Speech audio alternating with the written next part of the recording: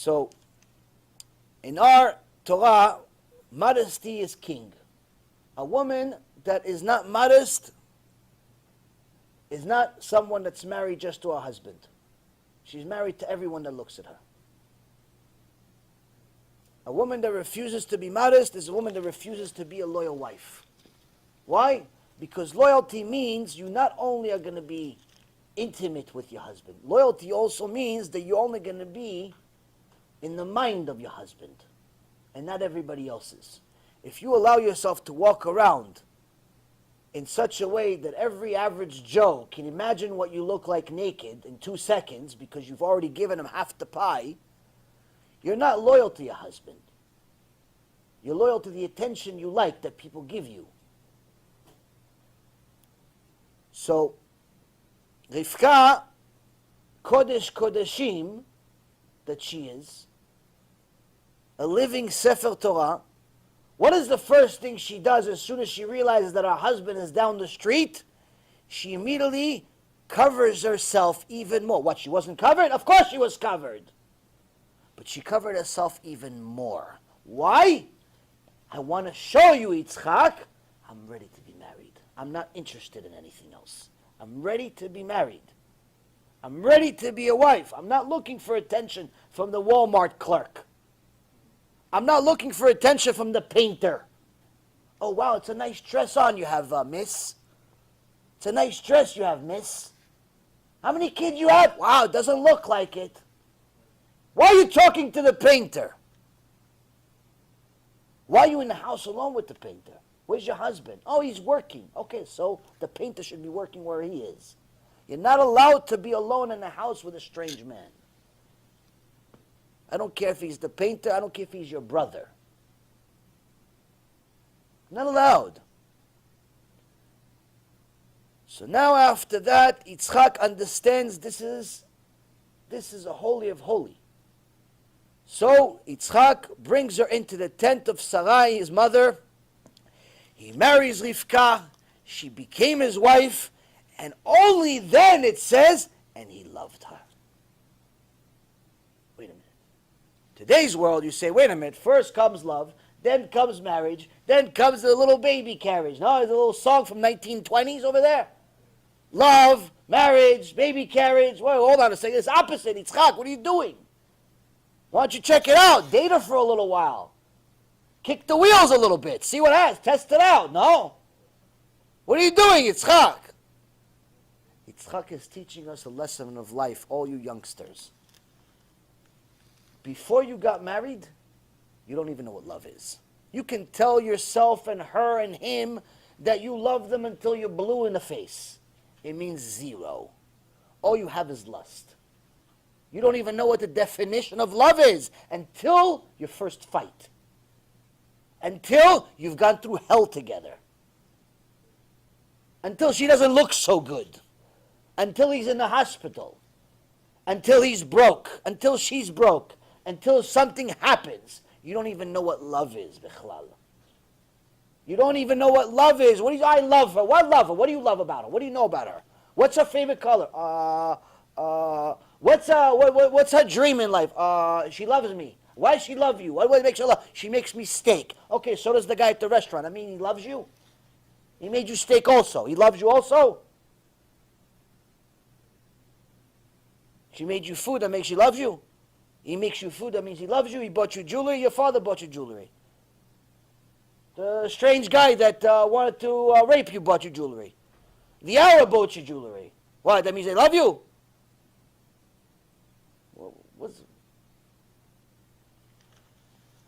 Yitzchak Avinu says, I married Rivka. I married Rivka, then I loved her. Then I loved her. Why? Because love takes time, Rabbi. This love at first sight nonsense, that's lust at first sight. You see somebody, you want them. That's lust. That's karet.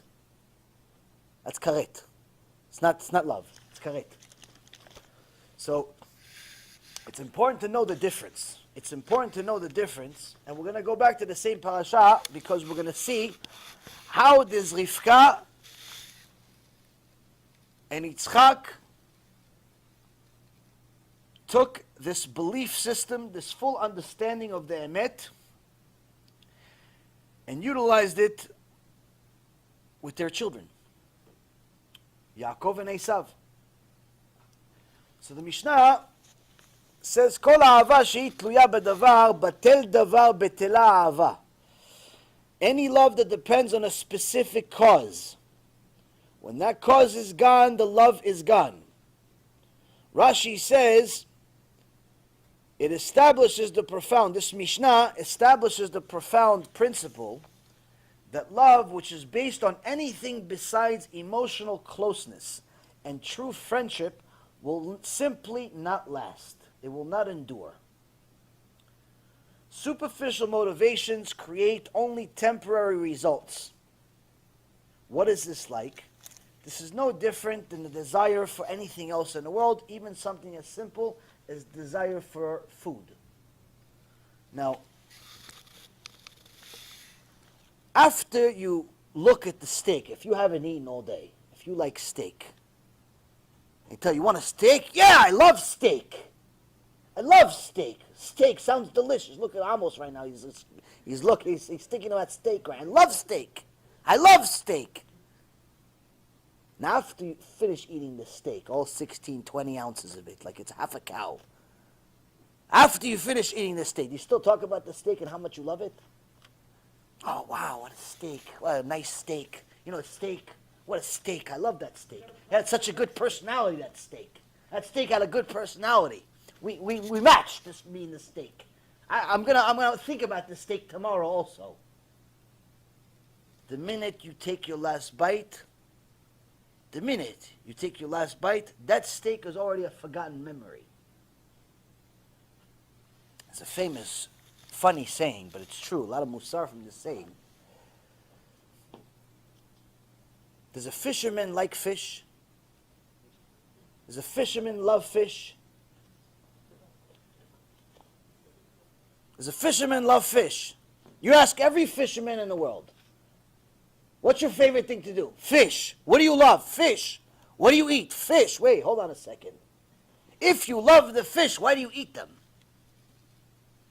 Rabbi Israel Misalant, who I'm sure preceded this saying, once heard a few people talking, and they were talking about nonsense, they were talking about food.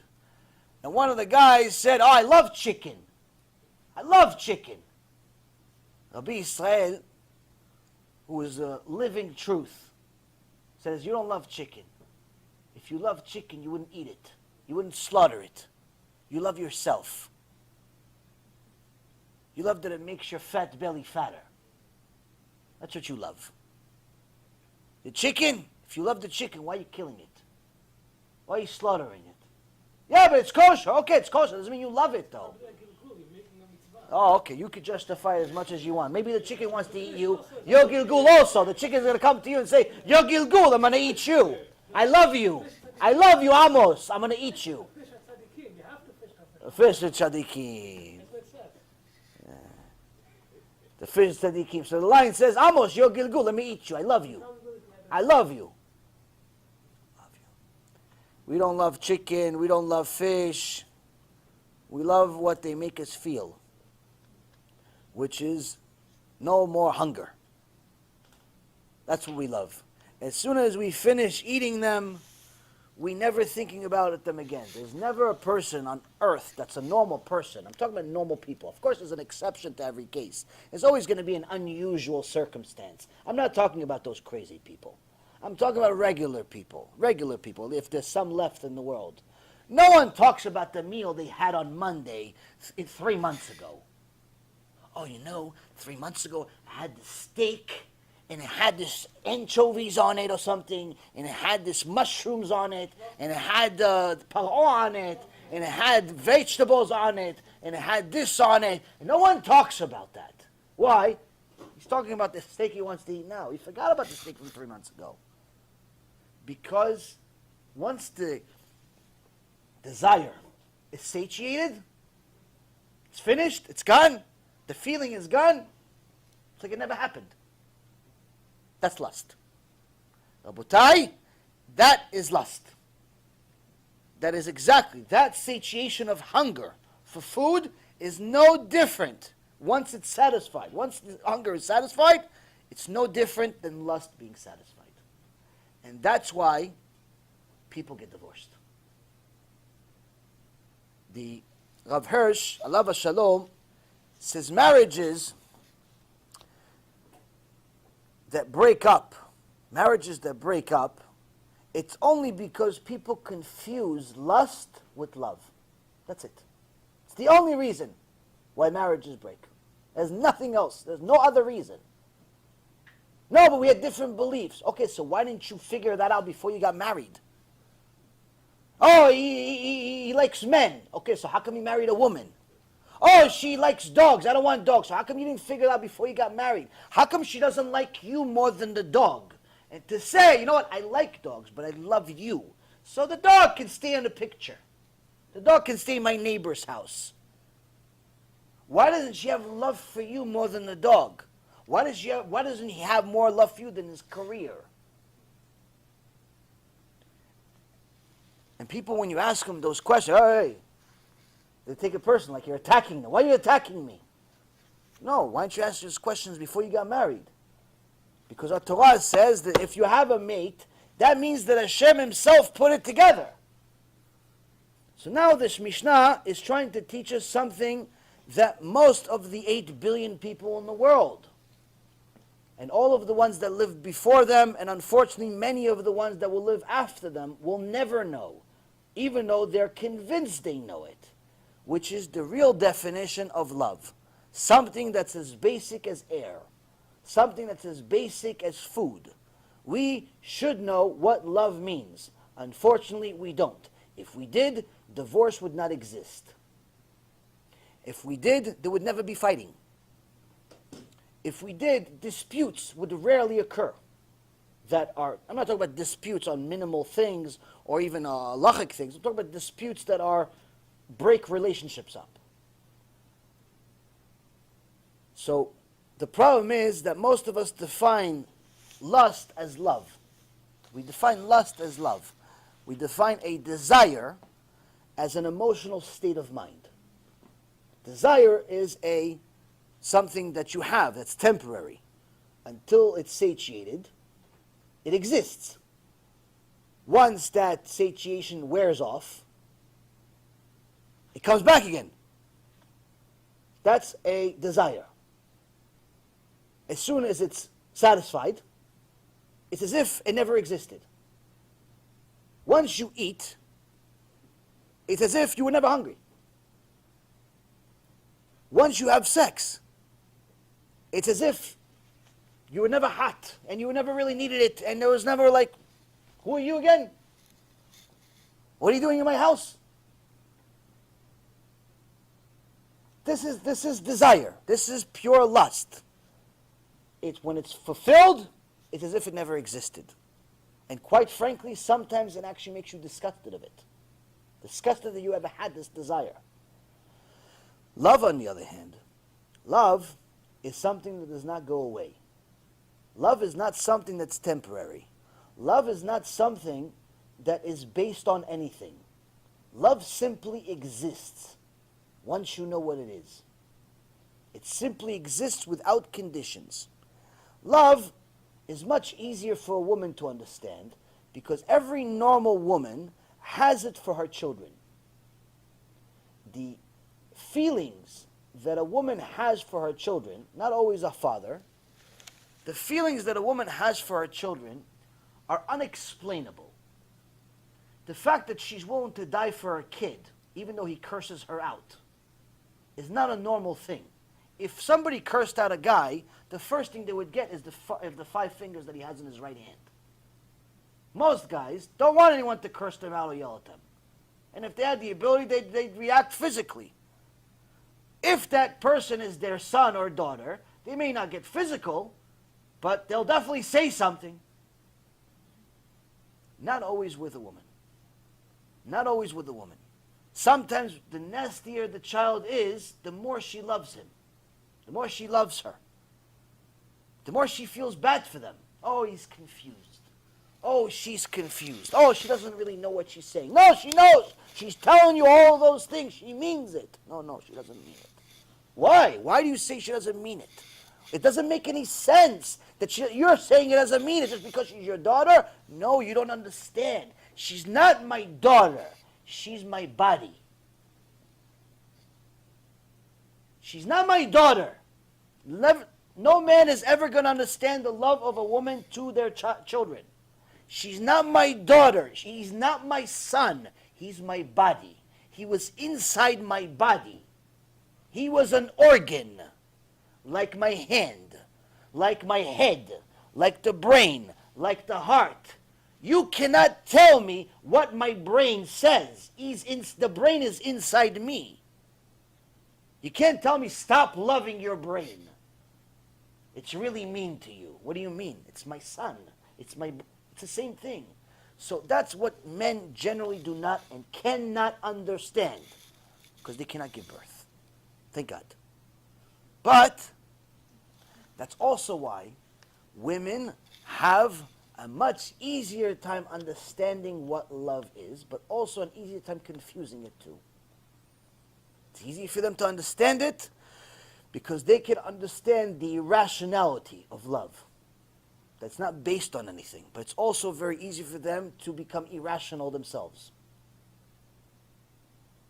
Men, on the other hand, are more rational beings that things need to make sense.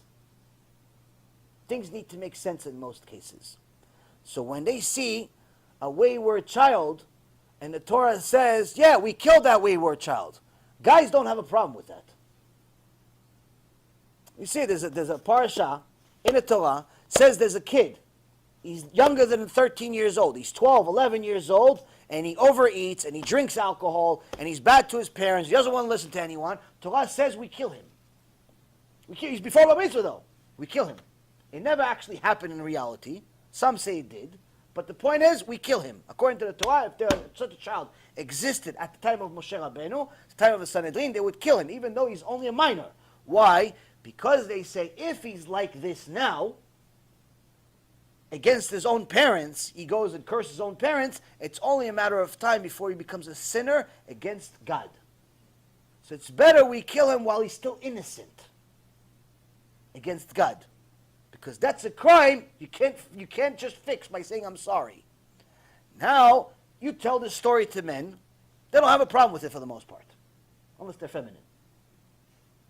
Unless they're feminine and they think, no, there are some men that are feminine. They're more emotional and so on. And there you will have more of a problem with it. But most men will not have a problem with this story, with the logistics of the story. Yeah, the kid's rotten. Kill him. What's the problem? Kvod Hashem. Like they're like think it's like their suit. It's good. What's the problem? It's a law of the Torah. Just like eating kosher. What's the problem? Anyone that's a isha met has no problem with this law. Women, on the other hand, cannot get themselves to think about this. Why? What do you mean? You're going to kill a son? You're going to kill a child? Because he's a bad kid? Immediately they minimize it. Why? Because to them, the child is his mother's organ. It's a body part. It's not it's not separate. It's not separate like it is for the father. So that's why it's something that the women understand the irrationality of love, while men have to work on it a little more.